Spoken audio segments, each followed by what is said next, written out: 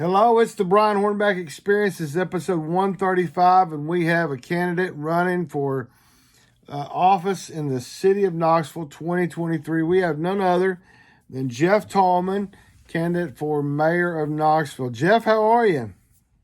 I am having more fun, Brian, than I've ever had in my life. People in this city are so good. Absolutely. And thoughtful conversation about people who love their city, love their country, salute the flag, and are volunteers to the core. So we're deputizing people to saddle up and ride with us. That's right. You've been. We're doing this on the eve of. We're doing this on August the 8th, which is the eve before early vote. It's going to start on August the 9th, runs through August the 24th, and election day, primary election is on the 29th of August. So you've been out knocking on doors. How's the reception been as you've been out knocking on doors? It's been great. You know, people they understand that a lot of the outrage that we have to suffer through in this country and in our community is just totally manufactured. People are ready to be happy.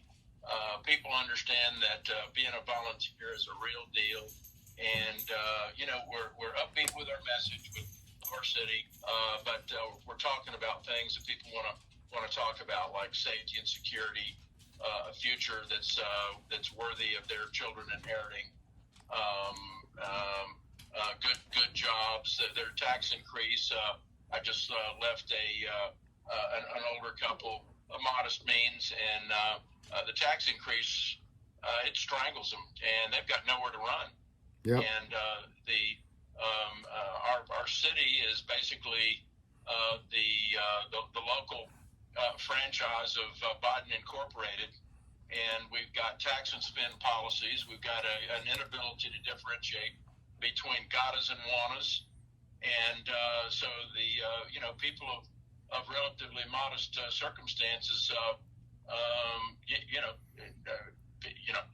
I care about their ability to afford stuff. I know how much stuff costs, and I know how hard people have to work to afford what stuff costs. So that's what we're talking about. I want people to keep as much money in their pocket as they possibly can, because if you think about it, Tax Freedom Day is really a big deal, because any part of the year, any day after that is when they get a chance to pursue their dreams. They can go fishing.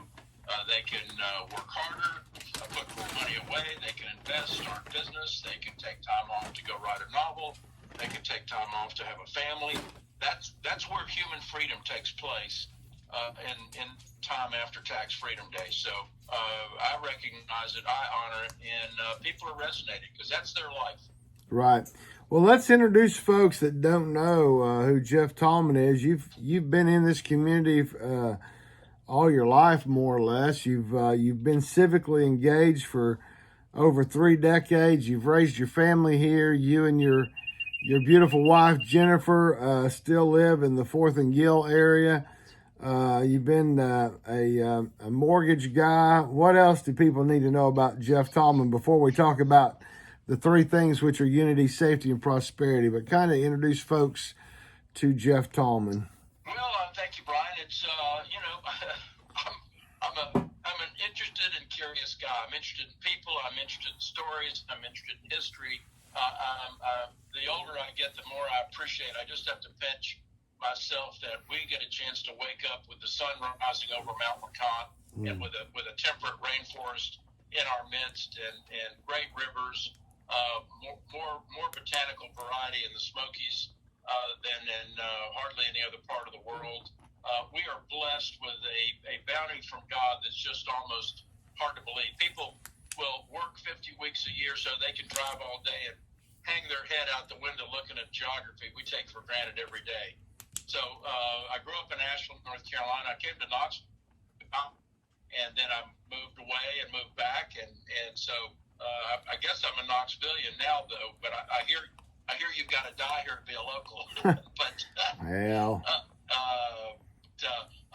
I've been a Rotarian for 27 years, and Rotary is awesome. We've got one of the great Rotary districts in is the very essence of civil society, what I call the small platoons of civil society. In some ways, I think the Constitution was perfect for people like us in Tennessee. We like limited government, and then we filled the breach of need of people in the community with platoons of civil society, scout troops, faith communities, Rotary clubs, et cetera. That's what the volunteer spirit is all about. And I love the volunteer spirit. I'm a graduate of the University of Tennessee, and I'm volunteer to the bone. And so, in some ways, I'm not interested in what they do on the West Coast. I'm not interested in what they do in New York. I'm not interested in what they do in Washington, D.C., other than the fact that almost every decision that can be made there makes life harder and more complicated for everybody. So I am civically involved. I come from a family of people who are community leaders, and I'm more civically interested than political. But there's at the end of the day, politics is how human beings resolve their business. So it's an honorable thing, and I'm approaching this from a standpoint of assuming the best about my neighbors, even people who I disagree with. I think people are hungry for the temperature to be turned down a little bit, and so that we have a little bit more civility.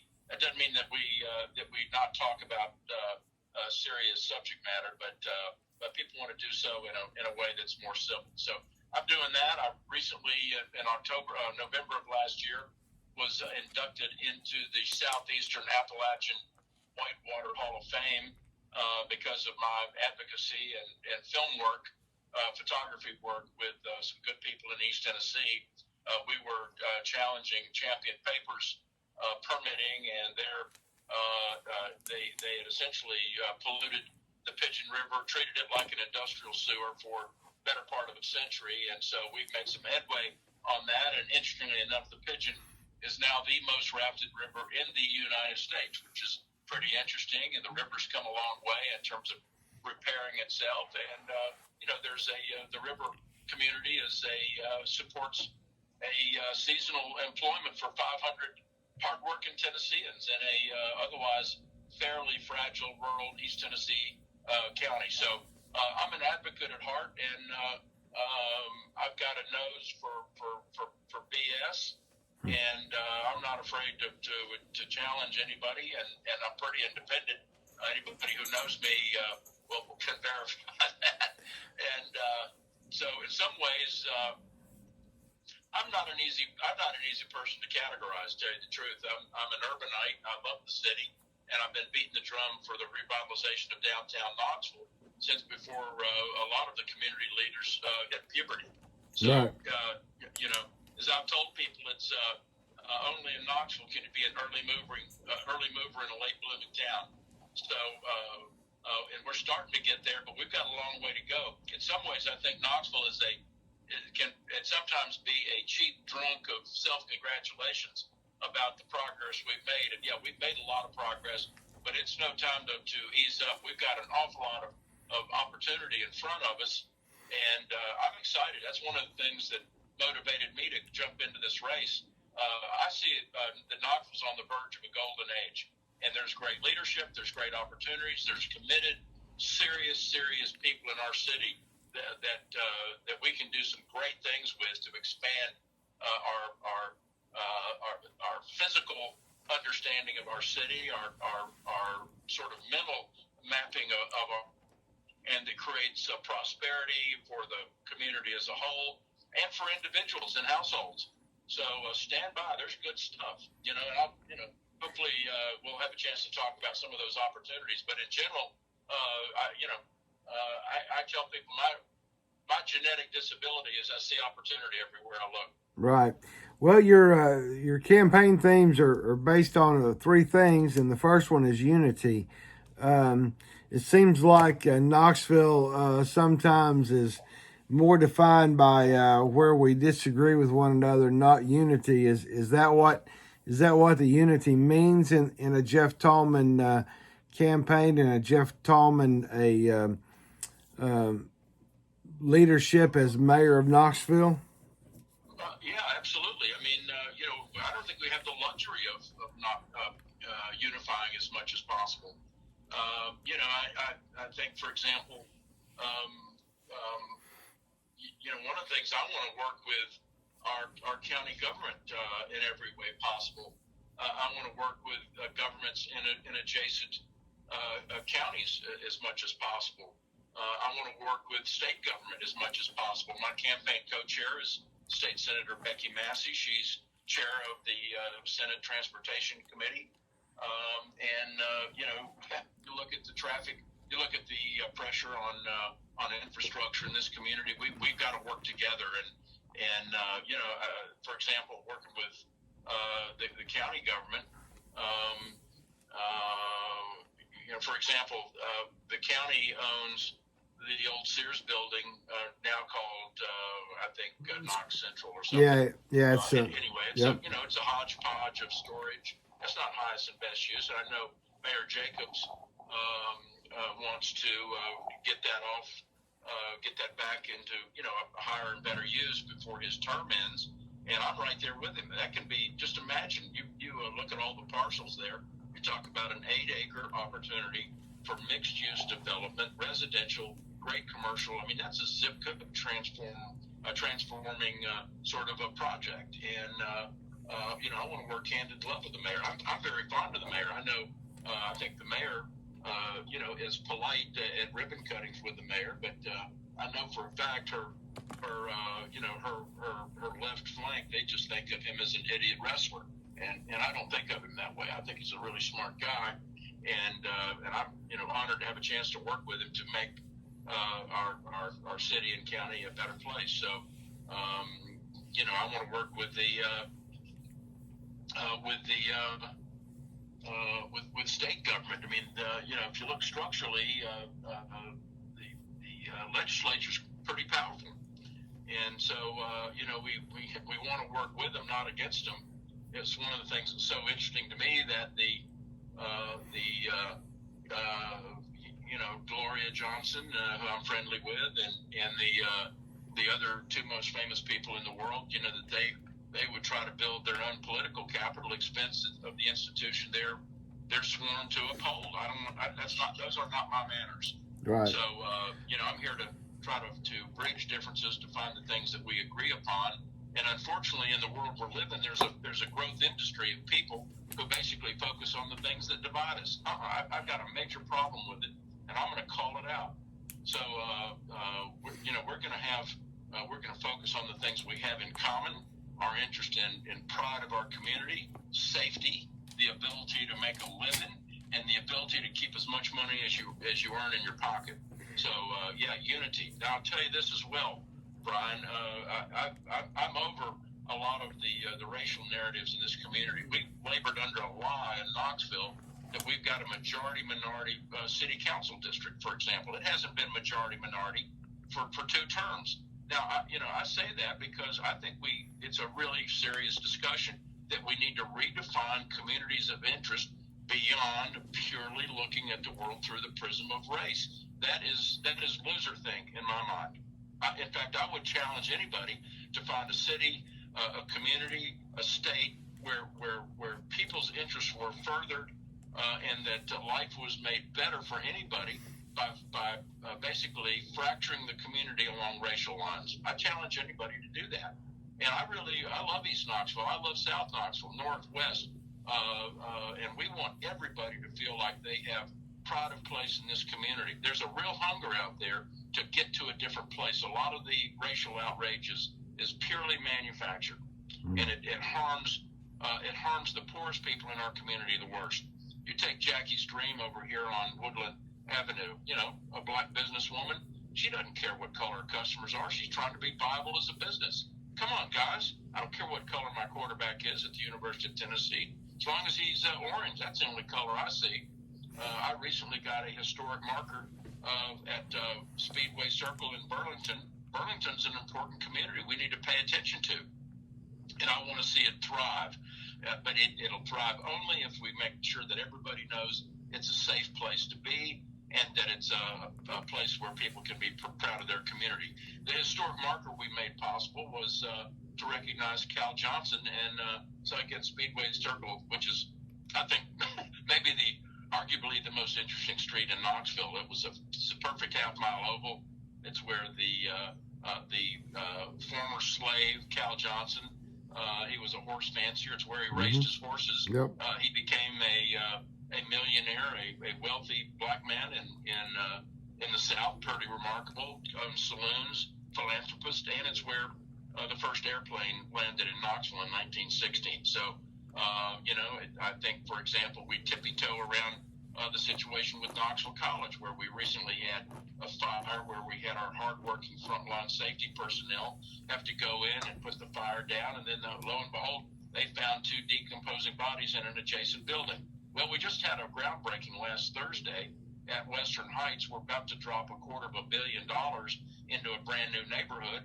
And, and if I'm getting a key to the brand new housing unit in that neighborhood, I'm going to be a little troubled by the 40 acres of dereliction at the rotting carcass, which is Knoxville College. And unfortunately, we tippy-toe around that because we don't want to talk about it in Knoxville. People told me, Talman, you don't want to talk about that. No, we're going to talk about it because if we can help the college be successful, we'd like to help them be successful. But what's there now is not flattering for anybody.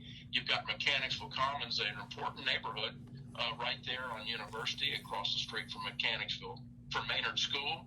And, these are hardworking men and women, mostly black, who are trying to build a neighborhood. And equity, have you heard equity talked about lately? Yeah, equity in their homes. And they labor to do so based upon you got a rotting carcass of 40 acres of dereliction. I think it's a big problem. And nobody wants to talk about it. And yet I'm going to talk about it because we want the college to be successful or figure something out. And there's a real lack of unanimity at the college. So some people think that there's just going to be, a huge Oprah Winfrey check fall out of the sky. Well, that ain't going to happen. And so, we can't have our frontline safety people put at risk to go into a building that may collapse, and then we wring our hands and say, gosh, if we'd only known. Well, it's known and knowable right now, so we've got to do something about it. So, those are some things right there. The McClung warehouse site's an opportunity to build a neighborhood. The city owns that, paid millions for it, 5 acres. It's done absolutely nothing with it. I don't get it, I'd be excited to move forward on that project in west end of Jackson Avenue, just down the street, just a couple of blocks from your mixed-use, multi-use stadium that helps expands the growing frontier of how we perceive our city. Unity, brother, unity. Yep. Let's talk about safety. You say that government's first responsibility is to protect its citizens.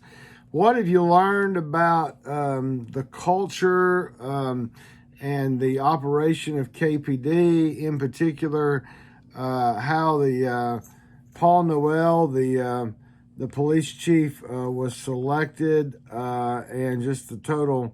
I mean, granted, you're not in there to know the complete details because you're not mayor yet. But what's your thoughts on KPD today, and what you've learned so far, and what you think will happen with a Jeff Talman administration for the city of Knoxville? Well, let me just state right up front, my first commitment is to make Knoxville Police Department the standard nationally for a great law enforcement agency. So that's absolute. There's no negotiation there. Now, let's back up a little bit in terms of Chief Noel's hiring. He was hired because of the previous chief, Chief Thomas, lovely person, but she was hired for the wrong reason. She was hired for genitalia, and rather than because she was going to be a great leader. And that's no fault of hers. In fact, I think she was set up to fail. And so that's really harmful. And so, I think Chief Noel, I've got a good relationship with him. But there's real morale issues at KPD. They feel like they're treated like a bunch of broken toys. And at some point, you can be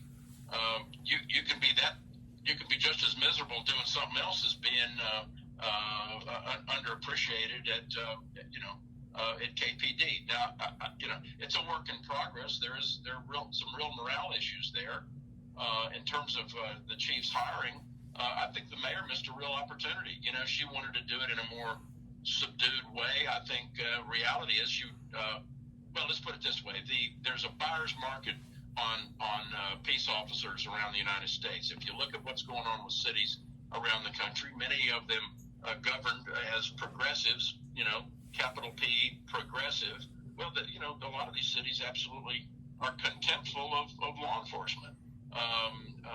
To see what happened to the black female chief of police in Seattle, Washington, is disgraceful.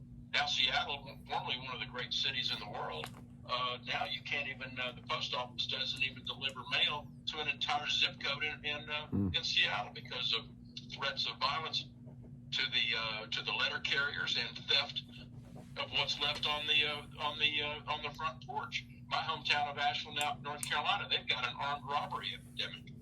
Their Juneteenth celebration had to be suspended because some prick kids start shooting the place up. I mean, come on. Right. Safety is job one. So what the mayor did not do when she went out to replace, well, one, apparently she was dead set on not looking internally, which I think is a problem.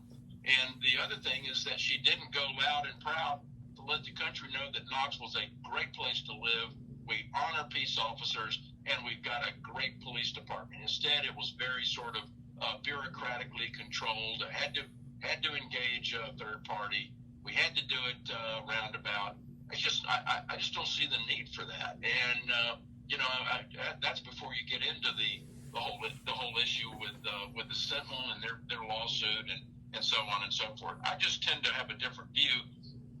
I tend to I've had the pleasure of working with great business leaders over the course of my lifetime. So I've got a sense of what great leadership looks like, and I'm prepared to lead in Knoxville. And that sometimes means you just make a decision and you do it publicly and you own it, rather than trying to dance around everything. And frankly, I think that's what the mayor has done. And she missed up an opportunity, first and foremost, to let the world know what a great city and what a great police department we have in Knoxville. But we've got work to do, and I will say this about the chief or me or mayor or anybody: the agency is bigger than any one person. It's got to be something that's got to be a great culture, and where people are proud of what they do. Law enforcement doesn't get into that business for money. You do it because there's a calling. And right now, the business plan for being in law enforcement is a losing business plan because, in fact, it's interesting.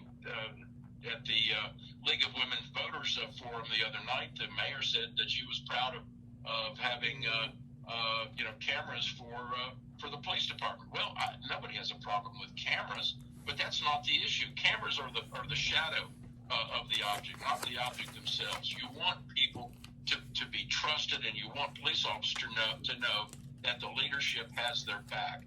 I mean, think about this: the sheer variety and volume of human interaction that police officers have to deal with, and then if they don't feel like leadership has their back, they withdraw from full policing, full engagement, because they're fearful that if they do something wrong, that they're going to have their life ruined by leadership that doesn't have their back. And I got a problem with that. I spent 3 years in New York City, and I was there during the transition from one administration that did not have did not provide full support of law enforcement to one that did. I tell you, leadership matters. And right now we've got the rules of engagement in Knoxville are not healthy. Take this firework melee that took place on Texas Avenue in the evening of 4th of July. Fourth of July sounds like a innocent thing, probably sparklers with the kids. No. This was a full war. These are kids who basically, living in subsidized housing, who load up their trunks of their car with sophisticated, expensive fireworks. They get involved in a paintball battle. They shooting passersby. They cause a 2-vehicle accident with injury. It took 25 police officers to put that down. Now think about that. Public housing, you're terrorizing the older residents of the neighborhood. You run the risk of burning down the precious public housing the citizens have provided, and and there are no consequences. They did it last year, the year before. They ain't going to do it next year. Let's put it that way. So that's how you let people know what's expected for how people conduct themselves in the city. So yeah, law enforcement's a big deal. Yep. And then lastly, you have unity, safety, and the last one is prosperity. So talk about prosperity and how that translates into Jeff Talman, city mayor, and Knoxville. Yeah, well, let's just take one example here. We've got the governor in the state of Tennessee has announced $50 million for leadership in nuclear development. We have the wherewithal in Knoxville. We've got a nuclear engineering department at the university. We've got leadership at the Tennessee Valley Authority. We've got nuclear security complex in Oak Ridge, and we had a World's Fair themed on what, Brian? Energy. So we can lead the world in the responsible harnessing of the atom to provide civilizational power for human beings who are trying to live their lives and stay cool in the summer and warm in the winter. And so that's just one example of the sort of thing that the mayor of Knoxville can play a real leadership role to recruit the talent, the human capital to have leadership in that. But there's many other examples. There's exotic science coming out of the laboratory. I just heard last night about a very cool project at Cherokee Farms in partnership with Volkswagen. I mean, we're on the verge of world-class stuff all around us, and we need to get people excited about that. The prosperity train is leaving the station every minute on the minute, and so we need people engaged and paying attention, and that's really important because, as I mentioned earlier, the people flooding to this part of the world, there's going to be a lot of pressure on housing and the cost of housing, so we need people to be more productive. We need them to be more economically literate. We need for them to engage in ways so that they can be beneficiaries in the larger prosperity of Knoxville. Absolutely. Well, folks can find you at Talman for Mayor. That's TalmanFor, Mayor, MAYOR.com. Also, they can find you on Facebook and Instagram with Talman for Mayor. And so early vote, as we said, starts, we're recording this on Tuesday, August the 8th. It starts tomorrow, Wednesday, August the 9th, runs through the 24th at several locations around downtown, or around the city, Downtown West, Eternal Life Harvest Center over on the east side, Expo Center over on Clinton Highway, New Harvest Park out off of Washington Pike, and then, of course, the City County Building. And I think Meridian Baptist Church is in there as well, out in South Knoxville. So lots of places for people to go early vote. Primary election is on August 29th at your precinct locations. So I'll give you the last minute or so to ask folks for their vote, and any last things you want to say, Jeff. And I appreciate you being on the Brian Hornback Experience. I appreciate your interest, Brian, and I would just say we're here to deputize people to saddle up and ride with us. The volunteer nation is a real thing. We think it's precious. It's real. We're going to honor it, and I'm going to challenge the good volunteers in this part of the world. The world needs us in ways we don't even fully appreciate. So we're going to unleash pride of place for our community. We love our neighbors, and we're going to take Knoxville to a level that a lot of people are not even anticipating. So get ready. We love our community, and TalmanForMayor.com is my web address.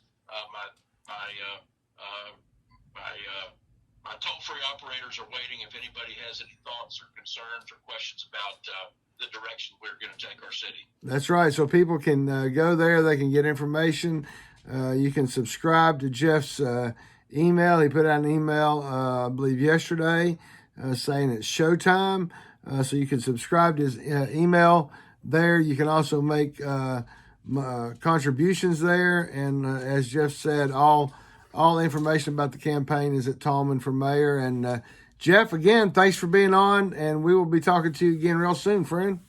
Thanks for your work. Thanks for your interest. Thank you, sir. Have a great night.